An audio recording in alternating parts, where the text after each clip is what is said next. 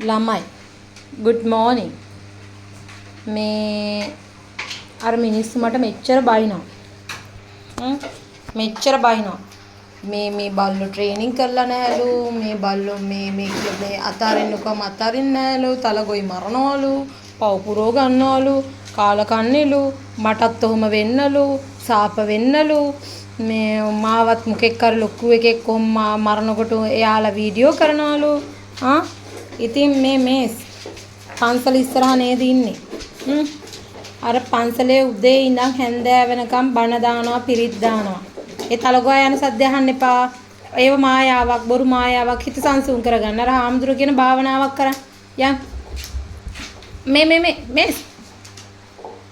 අද ඉඳන් පන්සල අරගෙන හොඳ ළමෙක් වෙනව නේද හොඳ ළමයි වෙනව නේද ඇසි පන්සල් ගන්නවනේ හරි දැන් අදින් පස්සේ කවුරුත් මේ ගෙදර එන තලගොයි අල්ලන්න එපා. ඌනේ කවුලක් නැහැ.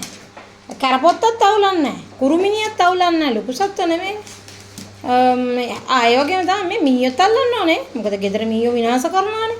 තලගොයි කියන්නේ මේ ස්වභාවික දේශීය කියන්නේ අපේ මේ මිනිස්සුන්ට හිතකර සතෙක්. ඒකින්ද මරන්න බෑ. වෙන ඕන එකෙක් දඩ නයි අල්ලපල්ලා අනයත් දන්නේ ඒ නයි කල්ලුවට පස්සේ තමයි වීඩියෝ එක එන්නේ. මේමයි මොන කතා වුණත් තලගොයි අදින් පස්සේ අල්ලන්න බෑ. ඒ උඩ දිවිලි මේ දඟලන එකාට මන් දන්නේ නැහැ ඉතින් මට කරන්න දෙයක් නැහැ. තලගොයි අල්ලන්න බෑ කට්ටිය එකගයිද?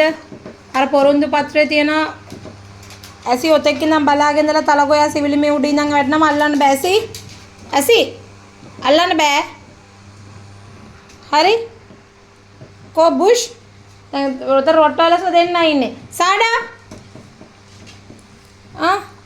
මේ සල්ලන්න බෑ ඔට්ටුයි හරි අල්ලන්න බෑ පොරොන්දුයි කො පොරොන්දුයි අතද හරි පොරොන්දුයි හරි කෝ සාඩා කෝ මේ ඔයා මේ බුෂ් ඔයා මොකද කියන්නේ